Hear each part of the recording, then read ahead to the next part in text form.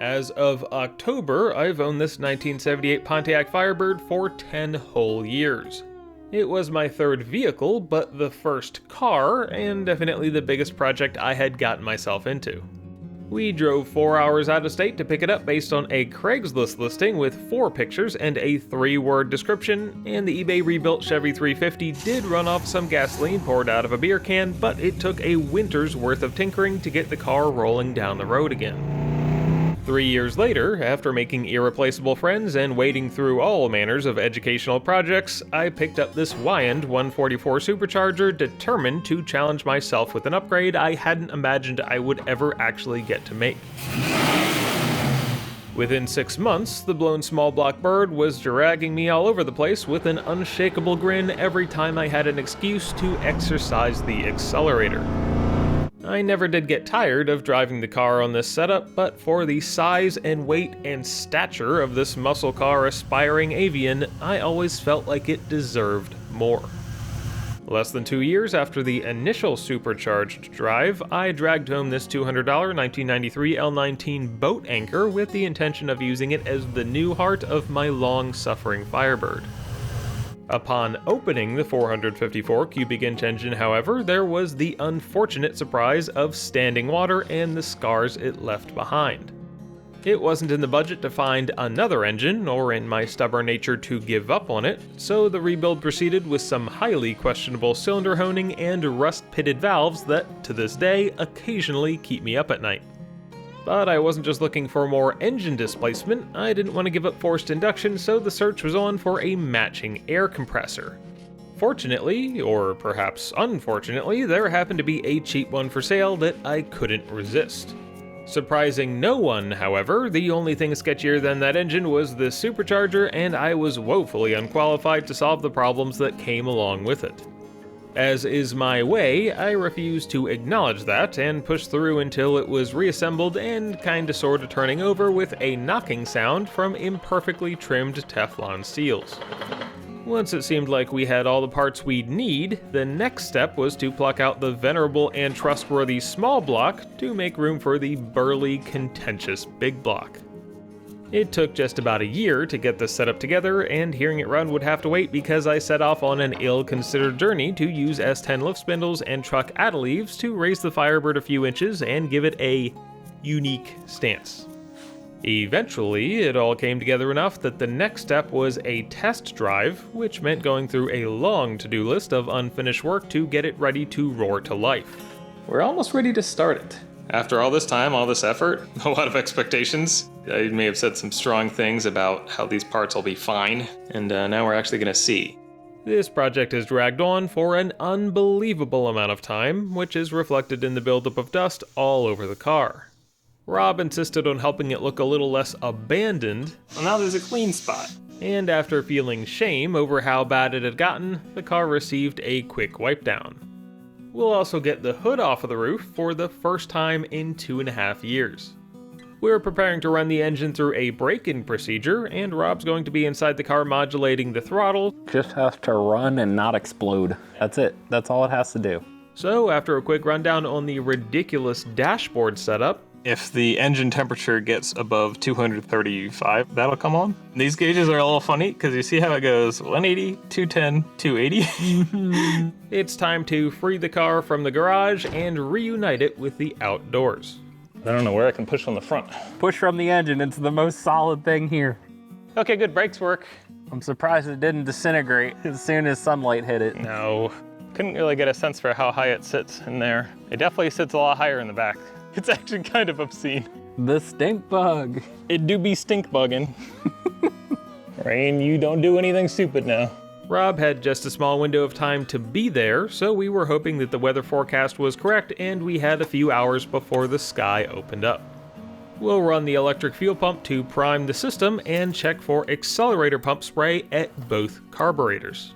All startup checks are a go, and I'm ready to quickly set the ignition timing. There's nothing else to do and no way to calm my nerves, so we're just going to take a deep breath and hit it.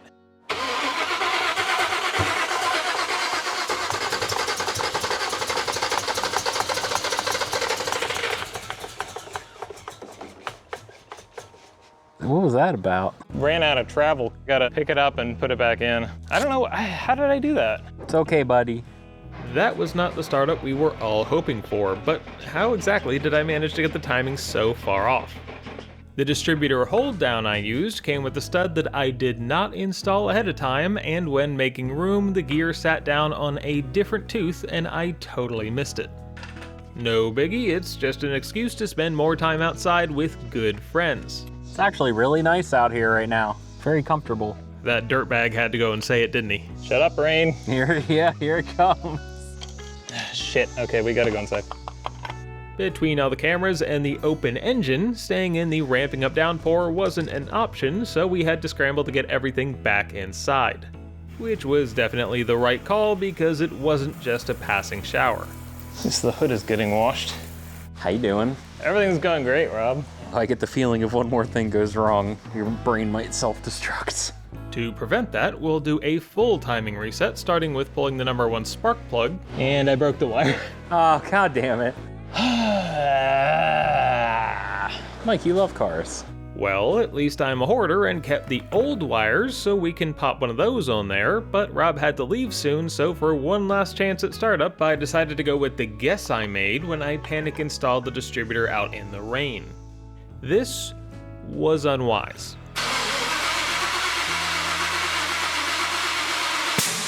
Oh, holy shit. Nope. That's not it. What I had managed to do was get the timing far enough off to give us a pretty impressive intake backfire. But if there is a bright side, it's that we tested our scratch belt pop-off plate, and judging by the spark ejection, it seemed to do its job of relieving pressure. The supercharger appears at least superficially unaffected, but there was enough of a blast wave to blow through a thin area at the bottom of this unused intake manifold bolt hole. We can't just plug it because the original 5/16 threads are trashed, but we'll drill and tap the smoking crater one size up, and yeah, that wall was paper thin, so it's not surprising it didn't hold up. A bolt cut to length, smothered in JB weld, will keep that nice and sealed, and although we've had to call it for the day, at least I can now take my time fixing a few things. To upgrade the janky plug wires, I just bought another set that we'll take 2 out of, and if needed, use as farther spares. To properly reset the distributor, this time we'll turn the engine to 30 degrees before top dead center on the number 1 compression stroke. Since this is what we're looking for out of our currently locked out system, we can then point the rotor directly at the number 1 post. That should land us very close to 30 degrees as long as nobody screws things up again. 2 weeks after that initial embarrassing start attempt, Rob had another free afternoon and it was time for engine start take 2. Not supposed to rain today. Power steering pump is leaking. I think it's between the pump and the reservoir. Keep an eye on that. Hopefully nobody explodes. Back out in the driveway, nerves are once again running high as we set everything up. Excuse me, sir, is that really gonna be enough? I mean, I don't know. Why not try? Where's your optimism, Rob? With the cameras once again rolling, judgment time has come, so hopefully we finally get to hear this tremendously overextended project roar to life. Give it 2 pumperooskies, and hopefully things happen. After several seconds of cranking to build oil pressure and kick in my poorly thought out ignition system delay, we get another vicious pop, this time from the opposite end of the car.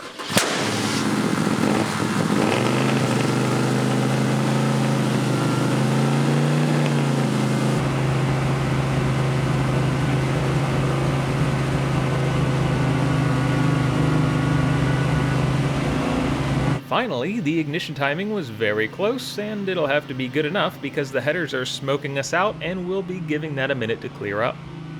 The heat is pretty intense because Rob is trying to keep the engine speed up towards 2500 RPM, although he's having some difficulty doing so because the dashboard tack that we spent all that time upgrading is totally non-functional. The needle is sitting at 0, so he's having to listen and guess. Luckily, I had a backup plan in the form of a reflective sticker on the power steering pump pulley and a laser tachometer, which gave us a little more info to work from. Since we're running a new flat tappet camshaft set to help the lifters break in, we're looking to maintain 1500 to 3000 RPM, bringing the speed up and down slowly to help splash oil all around the crankcase. That's 25, so that's pretty good. It only took about 90 seconds for the smoke to clear, and now that the engine is running slower, we can hear it a lot better.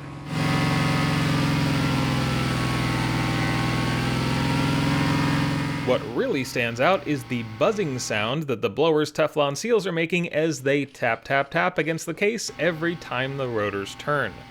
Hopefully, we're also breaking those in and not just breaking them. After minor tweaking, we'll leave the distributor at a safe 28 degrees, with the vacuum advance disconnected for now to limit variables, although possibly at the expense of a little extra heat. I think it says it's almost at 210. The engine seems to be warming up nicely, and the radiator fans come on right when they should. Yeah, like 60 psi, very good oil pressure. As far as we can tell from out here, everything is going great, and the 454 is purring along right near the 6-minute mark when the dashboard coolant temp indicator illuminates. What's that one again? It should be 235. Gauge still reads like 210. Yeah, it gets a little hard to read the gauge above that. I know my foot is on fire. I keep having to lift it off the floor. Elevated temperatures aren't a surprise given the limited airflow from the basic radiator fans, and by this point it had sprung a leak, or actually two, which was a cause for concern since system pressure is essential to raise the boiling point of the coolant. I should have taken the engine temp more seriously, but I was distracted by the playing card and bicycle spokes racket from up front. It's definitely the blower making that sound because you would feel the vibration of the motor. Well, that's concerning. Which was starting to be the general mood as the temperature continued to rise, and by the time I grabbed the thermal camera, the heads were showing as high as 260 degrees Fahrenheit. That's ventured into unsafe territory, and we'd only made it about 14 minutes into break-in, so we decided to shut it off there instead of letting it idle. As a consequence of this decision, about 30 seconds later we heard some new noises. Is that boiling? Oh yeah. May have gotten a bit toasty. There she goes. There's Old Faithful. The non-circulating coolant rapidly soaked up heat, turned to steam, and pushed some of the system's contents out of the vent hole in the overflow cap. Are you starting to have Pinto flashbacks? No. Hopefully we didn't get it hot enough to ruin anything. Nah. Okay, I believe you. Hey, do me a favor, go open that cap. Oh yeah, let me open that for you. Engage all the pans. We're taking on water. We made a few mistakes here. Maybe I was looking at the wrong mark. I should have listened to your light. Yeah. Trust in the light. But at least it is unlikely it was enough heat for long enough to damage anything. Just another abuse that this poor engine has had to suffer. After one more startup to make sure that it still makes cool sounds,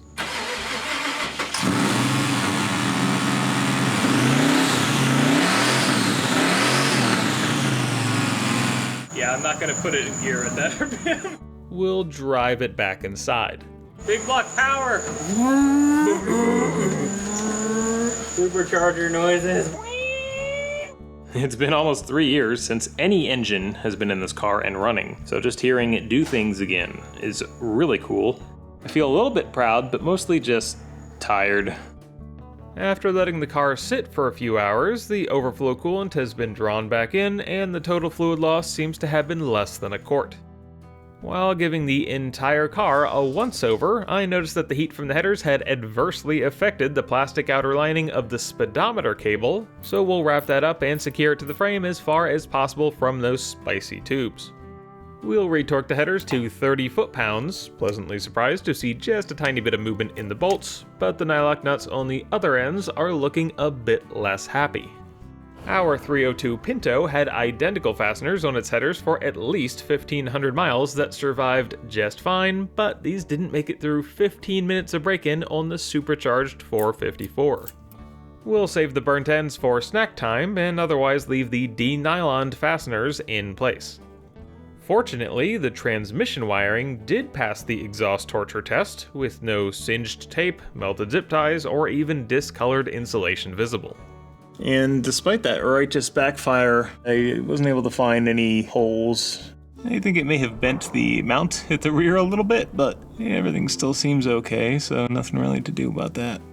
The engine overheat, though, had been wearing on my mind, so I decided to pull the spark plugs and run a compression test just for the heck of it. We can only read so much into the numbers we're getting since it's a low compression engine with severely questionable cylinder walls and piston rings that haven't yet seated, but at least every cylinder is building pressure.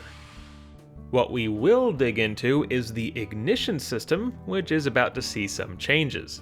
First up, we're ditching locked timing. With spark at nearly 30 degrees before top dead center at engine start, there is a risk of kicking back against the starter, so some type of ignition delay, typically a manually operated switch, is wise to employ. In my infinite wisdom, I decided to use the oil pressure switch, but on a cold start it takes longer to build pressure than I had hoped. So we're ditching this idea and rewiring the relay box to power the distributor upon key on, like it had been previously. Okay, that's half the problem. Now that there's no ignition delay, we'll be moving back to a mechanical advance ignition system, which means removing the locking bolts that we previously modified the distributor to accommodate. Then we can reinstall the advance weights and center plate, but I want to limit the amount of mechanical advance to allow us to run more initial without pushing total timing too far. We previously used a custom ground limit screw to guess and check our way to 10 degrees, and to make another, we'll Grind this screw down until the rotating plate is hitting the screw stop on both sides at the same time. With that cut to length and flattened out, it looks like we have just a little bit more room than the old setup, which should allow for 11 or 12 degrees of mechanical advance. With that installed in the Firebird's current distributor and the weights clipped back in, we'll top the assembly off with the lightest springs I had on hand, hoping for the advance to be all in before 2500 RPM. Once we take out some initial timing, we'll reinstall the rotor and get everything back together. Long story short, we're back to a standard HEI setup with limited mechanical and vacuum advance. Before we test that out though, let's take a look at the supercharger since it was still making a lot of noise after spinning for all that time. While there is still a tight spot, it spins better than it did before, so I think it is trimming itself down. It's just taking a bit longer than I would have expected to do it. For a point of comparison, let's give it another run with the power drill in low gear. It spins way easier than before. And a heck of a lot less violently.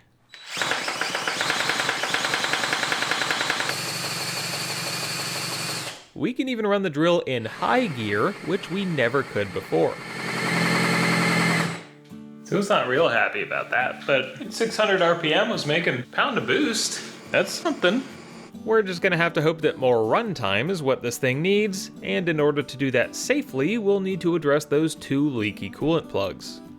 Once the fluid level has dropped below their positions, we'll pull out this cap screw that I used to block off a hole I drilled in the intake but didn't end up using. Thread sealer clearly didn't do the trick, so we'll step it up to JB weld, which I expect won't give us any farther trouble. The 1/4" NPT plug in the radiator is a different story. We'll just pull it out, reapply sealer, and get it a bit tighter than before. After 24 hours, we'll refill the radiator and perform a pressure test, bringing the system up to 15 psi. Despite the cooling pressure tester itself having a bit of a leak, it does seem like everything else is holding. So we'll release the pressure, recap the radiator, and top the system back off. Hopefully that's all sealed up now, but there is an unaddressed leak from before we ran the engine that has only gotten worse. In fact, we now have power steering fluid leaking out from two different places. First is the pump itself. It seems to be leaking past the seal between the pump housing and fluid reservoir. Second, and initially I thought this was just drips from above, the pressure line is leaking at the steering gearbox. Even with the old line, this connection would occasionally spring a slow leak that would disappear for a while once the flare nut was tightened a bit. These pre-1980 GM vehicles use flared power steering lines, so there's no seal to replace and really only one thing we can do. Peering down into the gearbox, we can spot the brass insert that the line seats against, and it appears that it may not be in the best shape. I'd like to pull the insert out to clean it up, but removing it turns out to be a bit tricky. I tried a punch, a torque socket, a bolt, and when nothing was working, used a 5/16 tap to cut a few threads that allowed a thread chaser to be installed, which finally let me rock it back and forth until the insert came loose. Fortunately, the fluid pouring out will push most, if not all of, the brass shavings out of the gearbox. Now that we have the seat removed and unthreaded from the chaser, we can take a close look at the potentially problematic sealing surface. It's kind of grooved. It doesn't look crazy damaged or anything, but it kind of looks like the tube was not centered on this.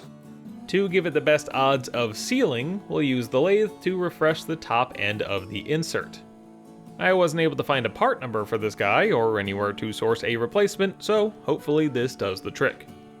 Once that's looking smooth and shiny, we can drop that back into the gearbox and reinstall the line from the pump.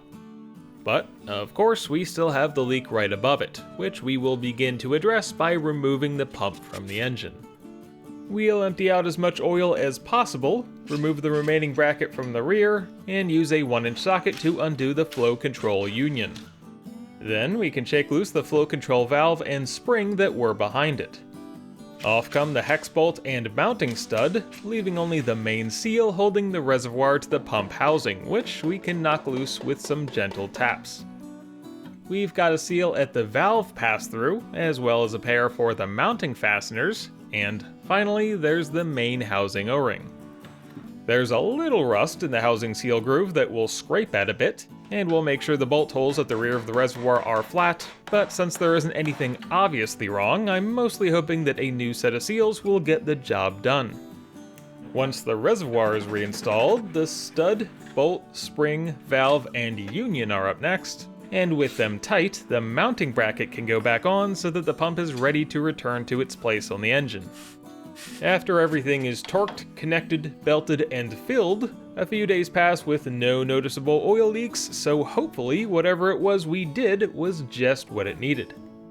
Now that all those changes have been made, I'd like to run the engine for another 10 minutes or so to make sure the valve train is fully broken in before we do anything else. Since the tach is frustratingly non-functional and I don't want to dig in to fix it just yet, we're going to be running this auxiliary gauge that I've set up to be plug and play for exactly this sort of situation. As I'm putting the blower belt back on, Rob arrives right on cue. Treating her well, I see. And we'll roll the bird back outside for hopefully the smoothest start yet. Ready? Oh. Very black smoke. Give it another go there.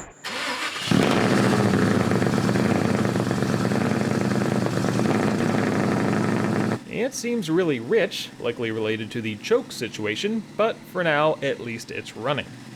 I started to mess with the timing, but only 30 seconds after startup, we had a problem. Power steering pump? What the hell was that? Didn't sound happy. It is full of bubbles. The system hadn't been bled, so I was thinking maybe it had a bad airlock situation, and we could get fluid moving with just some back and forth of the steering wheel.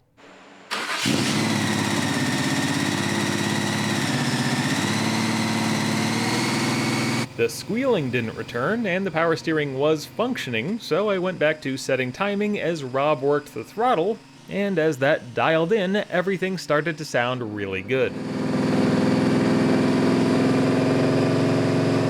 And that's about when I noticed the power steering pump was smoking. I told you didn't need power steering. Getting to the point where I might agree. I sure do be reading 320 degrees. That's not a good sign. Guess I'll take that belt off. We weren't quite sure what to make of the overheating power steering pump, but also didn't want to deal with it while trying to finish braking in the engine, so we'll go ahead and disconnect it for the time being. The pump must have been loading up the engine something fierce to produce heat like that, and, perhaps unsurprisingly, it is running even better without it. It's above 2 and I'm not giving it any gas. As the carbs drop out of fast idle, things settle down a bit. There we go. It's kind of going down. That's like 16. And amazingly, it seems like the run is proceeding uneventfully. Now it looks like it's sitting at 210 and the light's not on, so I can probably believe that. After about 8 minutes, the 235 light came on, so we shut it off there to avoid another geyser. Well, that's good. We didn't catch it on fire. Cylinder head is like 215. I don't know, theoretically it should be broken in. Wait a minute, who's leaking? Lower radiator hose? Might just need to be tighter. Hopefully that's the only issue, because just as we were looking over the rest of the engine, our old friend Rain returned to say hello. We did do a little more ignition tinkering in the garage, but could only do so much without delving into carb tuning to drop the idle RPM.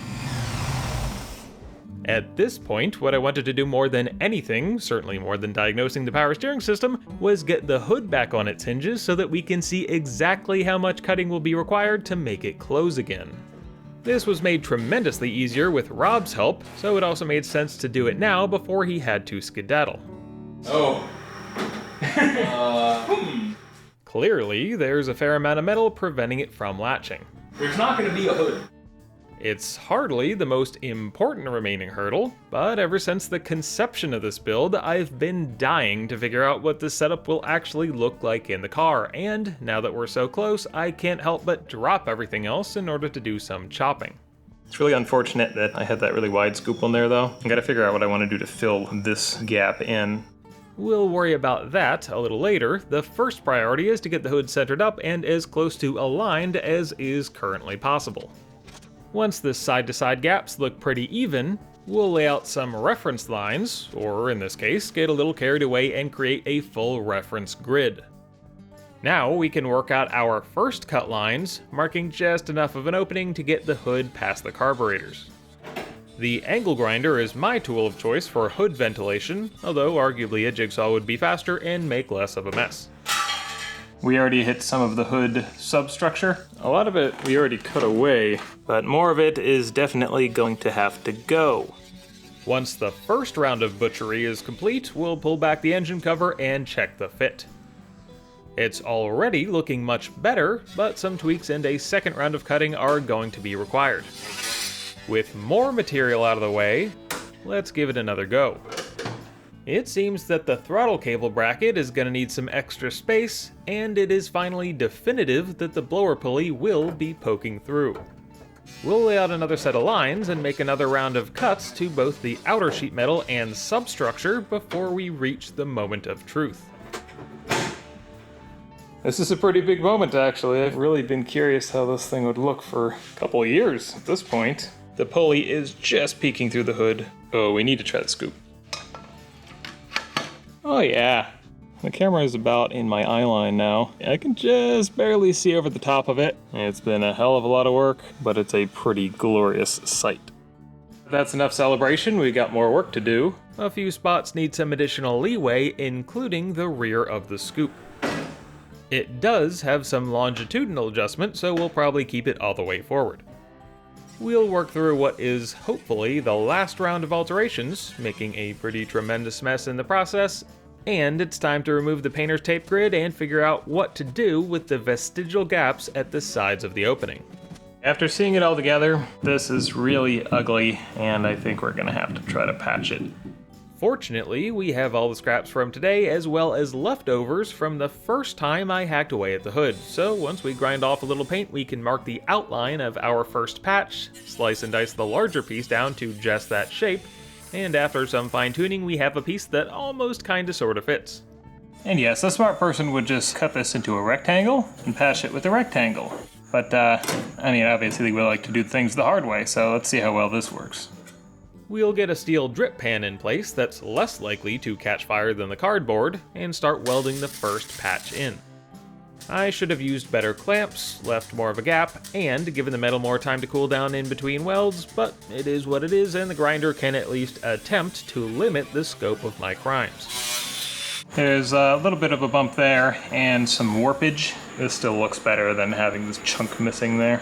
There's still one more to do, and plenty of things that could catch on fire in the process. Now that we have the opening sorted out, it's time to spend half an hour filing and sanding to round over all the edges and make sure nobody is going to slice open an artery leaning over this thing. I think that's about everything. This makes me very happy. I don't directly enjoy cutting up a classic car, especially the sort of in-your-face body panel modification, but there is truly nothing quite like carburetors atop a roots blower catching wind and bugs while roaring down the highway. Which will surely happen eventually, but right now there is a big mess to clean up. Of course, we're gonna have to paint this bare steel. The tape and cardboard are coming back out to both measure and mask off the area that will be primed and painted satin black. We'll coat the exposed steel on the underside of the hood as well before peeling off the tape to reveal the finished design. I think the border came out looking pretty snazzy and does a decent job of distracting from the ugly patches that I didn't properly smooth over. Having the hood bolted on instead of sitting on the roof really brings the build together, and I will continue to appreciate the barely visible blower pulley right up until it causes me bodily harm. But while it sure looks nice now, we can't shut away the remaining problems forever. First off, we've got the lower radiator hose that is still leaking. I even threw a second hose clamp on there for the heck of it, but it didn't make much difference, so it's time to drain the coolant again so that we can remove that lower hose. The aluminum water pump does have a somewhat pronounced casting line, so we'll grab a razor knife and shave down the outer diameter's top and bottom seams, hoping that the issue was as simple as that. And, at least for now, it seems like it was, because the slow coolant drip has ceased. I sure wish the power steering problem was that easy. Unfortunately, we're gonna have to replace this pump. It got pretty hot. And doesn't seem to be making the happiest of noises. There's a kind of clacking noise, and it's not a guarantee that this pump is destroyed, but I also kind of just don't feel like messing around with that whole situation. Which is why, yep, I bought another of the exact same model. Off comes the overheated pump, and over on the bench we'll strip it back down. I'd like to reuse the modified reservoir, so off come the fasteners and union, but this time the flow control valve does not pop out. Since the steering was powered, this seems to be a symptom of the problem and not the issue itself, but it sure isn't doing any good. We eventually managed to free it and remove the reservoir, only to find a woolly magnet in there. Despite not knowing what went wrong, I decided to proceed with cracking open the freshly unboxed power steering pump. I feel like this one's a bit rustier, and it's not necessarily a problem. After some cleanup, we'll drop the second pump into the first reservoir, clearance it for the front mounting bracket, dress it up just like its predecessor, and once it's hanging off of the engine, attach only the pressure line.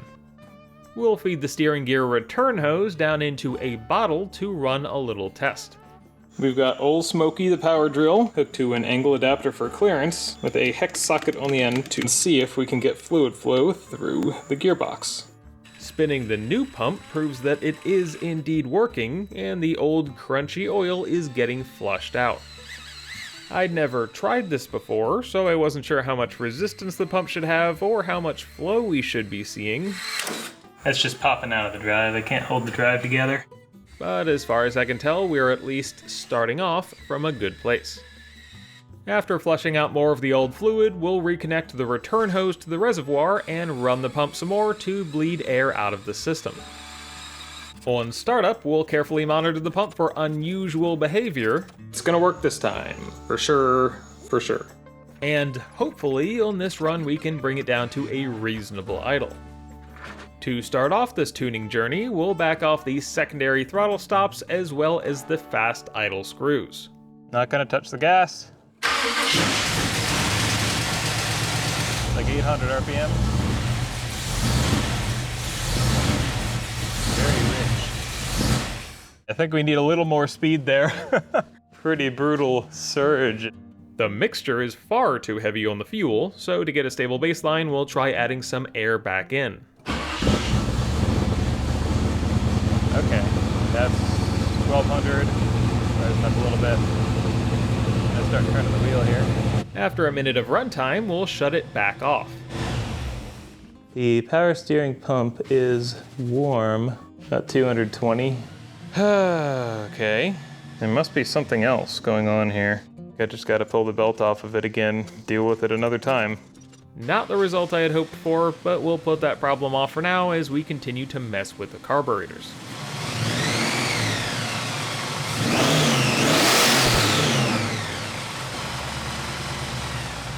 Oh, I just put my foot under the pedal and lifted up, and that's 600-700 there.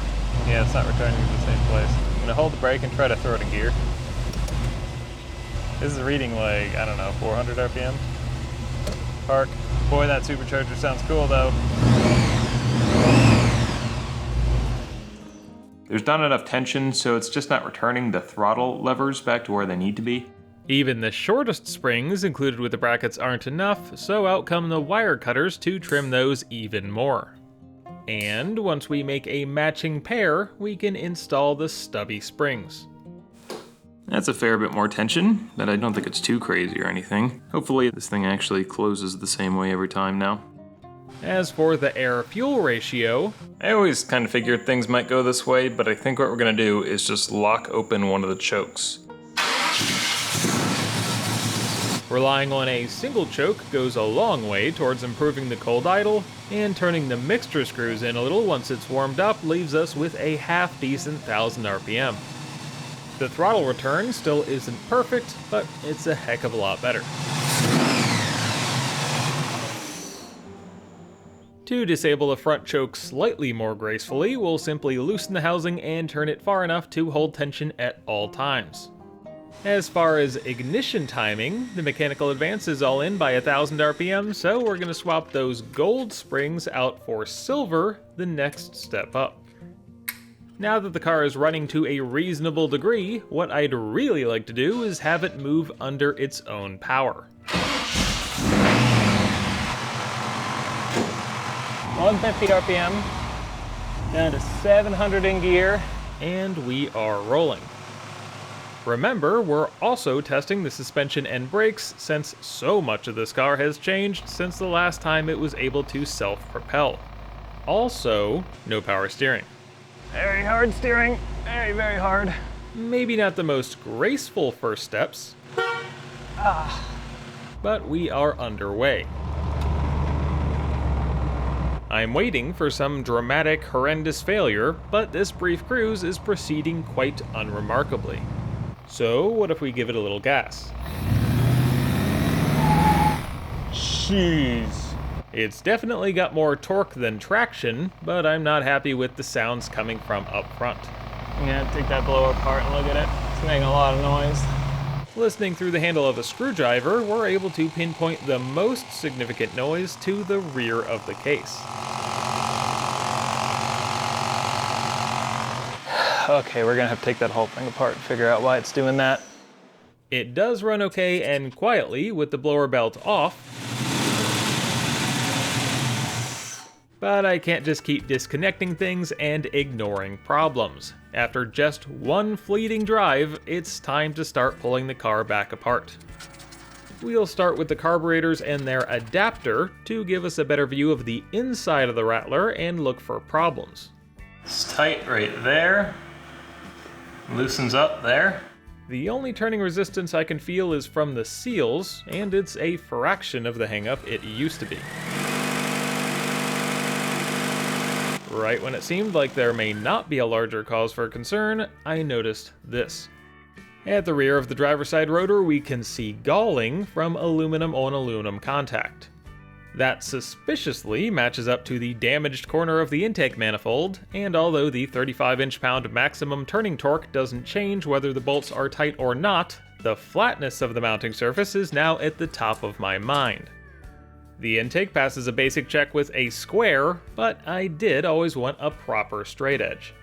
Though, how am I supposed to trust that this $20 tool is actually flat? Well, we buy two. Since it seems like our measuring sticks, even the old one, are trustworthy, I can believe the test that shows about 0.04 of an inch at its worst spot. Interestingly, the bottom of the supercharger shows the same measurement, but in different places, so compounding irregularity is unlikely and the gasket should be able to take that up. We know that there is contact happening though, and with a bore scope we're able to track it down. Oh yeah. I can't feel all of the other stuff. I can feel that one. Here on the bench, the rotor doesn't hit the case even with tape on it, so it must be down to clearances changing significantly with heat. To get a better look, I decided to go ahead and pull the rear cover since the galling is right up against it. There is no doubt that the rotor has been auditioning for Stomp down in this corner. And It doesn't feel like anything. but it appears the rotor brushed up against the cover. I can't tell if any of the scrapes are fresh, but this is where it had been previously damaged by the rotor shaft. Without a smoking gun for everything going on, we're going to take the little bit here, a little bit there approach, starting with knocking down the high spots where the metal was smooching. A thorough sanding leaves that nice and smooth with some extra room to breathe. Then, as we put the blower back together, we'll use a standard thickness gasket as well as a thinner shim to add an extra 10 thou of clearance. I did go ahead and pick up a set of long feeler gauges, like I should have during the initial rebuild, and were able to use them to confirm at least 14 thousandths of separation between the rotors. The rotor to rear cover gap comes in right around 24 thou, matching minimum spec and confirming that it was definitely too tight before adding that shim.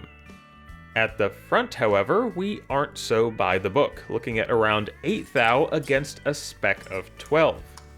But there's no sign of contact at the front, and it is a much more difficult number to change, so I'll pretend I didn't see that. I struggled through the rebuild of the supercharger and learned a ton about the process by screwing it up, so I really hope that there is still some possibility that this thing will come out the other side still working despite all the scars.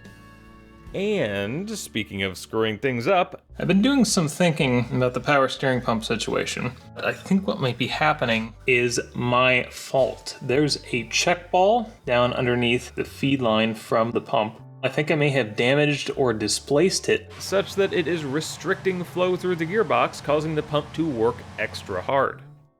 And as soon as we remove the pressure line, the problem is immediately obvious. We shouldn't be able to see that spring. I'm gonna be honest here, I didn't know that that valve was only held in by the insert. In later model O-ring gearboxes, it's contained within a capsule. When I originally removed the flare insert, the flow of fluid out of the gearbox must have lifted up the check plate and spring, which settled back down in this orientation. That plate is supposed to be on top of the spring, so fluid from the pump can flow into the gearbox but not back up the pressure line. a lot of problems from a small little guy. Based on the imprint, I think I made the face of the insert a little too wide, so after a quick trip to the lathe, we'll drop in the check valve spring, plate, and cap it all off. Before testing that, I pulled the power steering pump apart again, and although the magnet was still clean, I decided to go ahead and throw in a third pump just because I didn't want to deal with it failing later on. This time, when we run the pump with the power drill, there is way more flow with way less effort. Imagine that. Once we have the accessory belts back on, we'll give the intake bolts a retorque while we can, upgrade the fuel line hold down at the front of the engine, change the blower's front case oil, and drop it back atop its jalopy throne. We'll carefully torque the bolts to 5, 8, and then 10 foot-pounds, but before finishing reassembly, I noticed another problem. Despite holding its oil initially, the engine had sprung a leak. I was able to follow it up to the top of the oil pressure port, and we may as well fix that now. Once the fitting stack has been removed, the cause is pretty clear. The brass T was rubbing against the engine block just a little, preventing it from getting a good seal. We'll throw an extension on there to raise it up just enough to clear, and because I don't want to deal with leaking fittings again, this time we're going with the high-strength thread sealer. With some boring old tape on the 1/4 inch threads, we'll spin that back into the block, and this time do it properly. Now all we need to do is get the carburetors back on the engine so we can test all of this work. Now 120. Oh, fuck me. Oh, that's my mistake. I thought we had disembarked from the struggle bus, but here we are just arriving in downtown Stripadelphia, and not the fun one. I managed to completely pull the top 2 threads, which wouldn't be the biggest deal, but these bolts only have about 3 to grab onto, so that ain't gonna cut it. Our last best chance before this gets invasive is to make some custom 1 1/16 of an inch bolts to utilize every last molecule of thread engagement. Any longer and we're going to have more rotor tapping to deal with, so hopefully this does the trick. 60 inch-pounds. Come on. 90 inch-pounds. 120. Do I dare? Come on, buddy. Whew, that was scary. Now that the adapter crisis has been dealt with, It's looking like carburetor time. after checking to make sure that the throttle blade to transfer slot relationship was going well, those shiny cake toppers will go right back where they came from. Something we still haven't addressed is the fuel pressure. We did install a gauge, but after running for 15 minutes it was looking a little cloudy and gave up on everything below 3 psi. It only got worse from there, and now, with less than an hour of total runtime, the upper half is completely opaque. We'll pull that off of there so that we can actually set the fuel pressure, replacing it with a barb fitting and a standard test gauge. We'll see what it's at right now. And pump. Looks like 6. I'll settle for that and try to set it with it running. I'm sure I forgot something, and we will find out about it. God, I've started this before. Why is this so stressful? Okay, come on.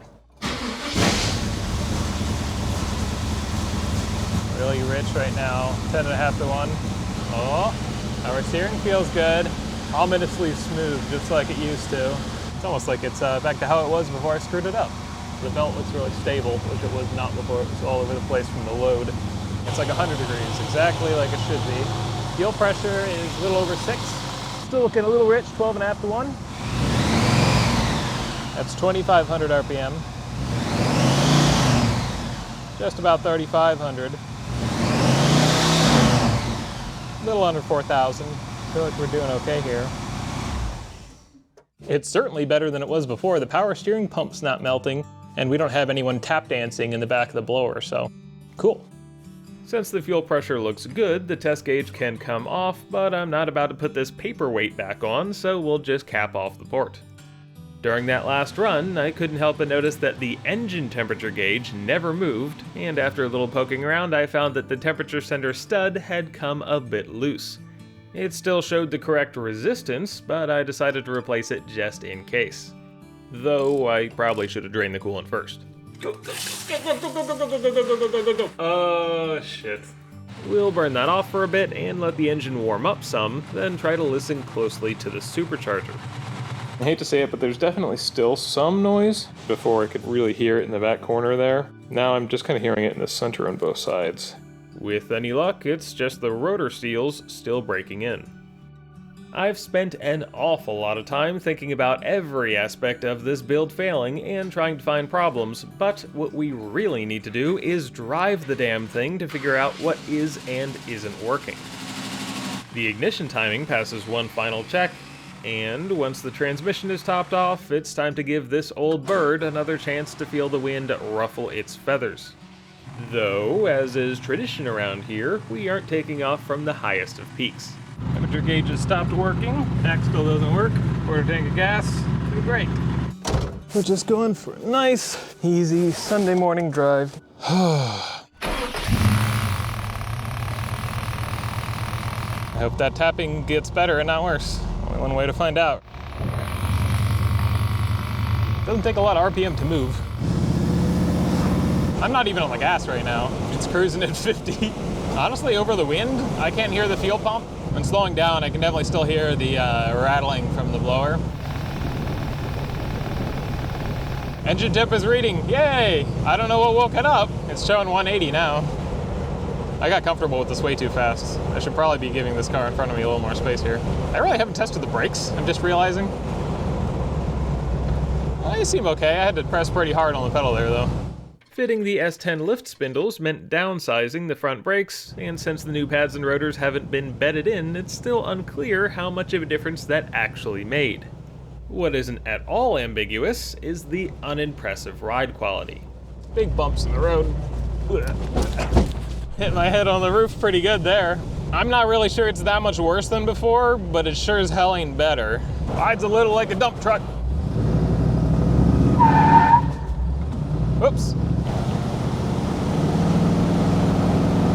It's like 2,200 RPM. I saw like 1 pound of boost. That was almost 3,000 RPM. And I don't think I'm brave enough to do any more than that. Okay, we're gonna go real slow down this hill because this is not friendly. It's gonna need a little bit of tweaking. But damn if it didn't make it back home after an hour of cruising. All of the temps seem perfect. 190 on the cylinder head there. Upper hose 166, it doesn't even care. The supercharger was starting to quiet down, so I really hope it is just the seals and that'll wear in. The ride is terrible and might still settle in a bit, but I want the back to drop an inch or so. There's always something else to do. But really, it did well. It's just kind of working. Even though I was the one who decided to take the car apart and pull it off the road, it's so nice to be able to drive it again despite all of its flaws. After a few drives, the suspension did settle a bit. This thing actually rides really good with your feeling. Oh, goddamn it. That's the secret. Oh, we have a lot more grit than we did before. Yep. I still think we'll thin out the rear springs and maybe try a different pair of shocks, but the experience I had on that first drive was definitely the worst it had to offer.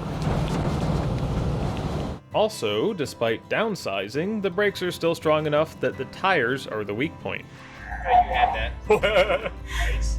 Beyond that, the temperamental temp gauge is infuriating. Wasn't reading the whole drive, pulled it into the garage, gauge started working. The entirely non-functional tach makes me sad, and the carburetors are begging for attention since they are too rich when cruising and far too lean under heavy load, but the car is running and driving.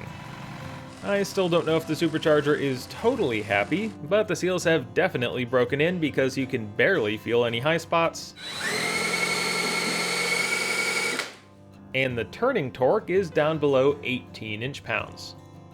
What is a problem is that I have consistently managed to over-tighten the blower belt, resulting in far too much tension once everything is warmed up. But I did eventually find a spec in an old manual, so we're going to try that moving forward. Of course, as with any build, there are small issues that pop up, like this choke housing screw that fell out on the first drive, the front accelerator pump seizing after the car sat for a few months, and a not insubstantial transmission leak that fortunately went away after the pan bolts were retorqued.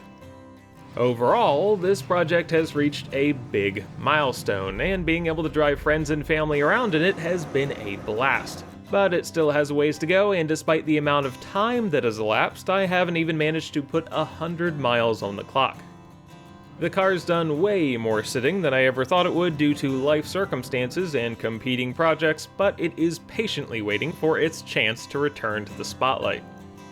I couldn't have asked for a more perfect first car, and I wouldn't be where I am now without those 10 years of unwarranted modifications. Although it competes for attention with 5 other vehicles, the challenges and rewards it's offered have been enough to keep pushing through the work year after year.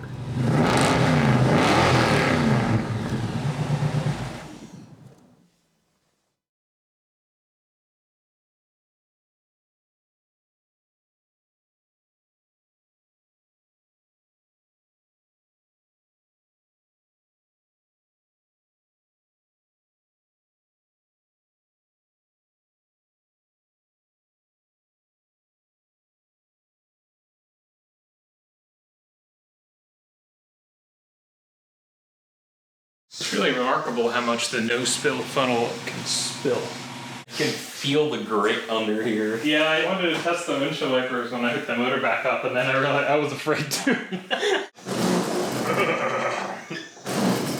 Yeah, that's high. Oh, hell yeah. We'll find out how many PSI it takes to shoot this golf tee out of here. Hey, that'll be fun.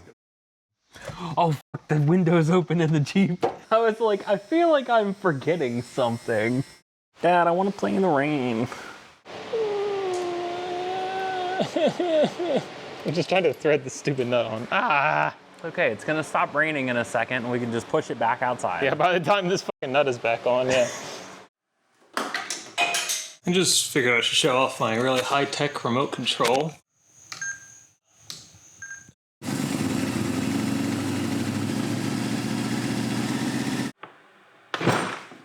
Tight enough? Too lazy to go get tractor gas. This is right there.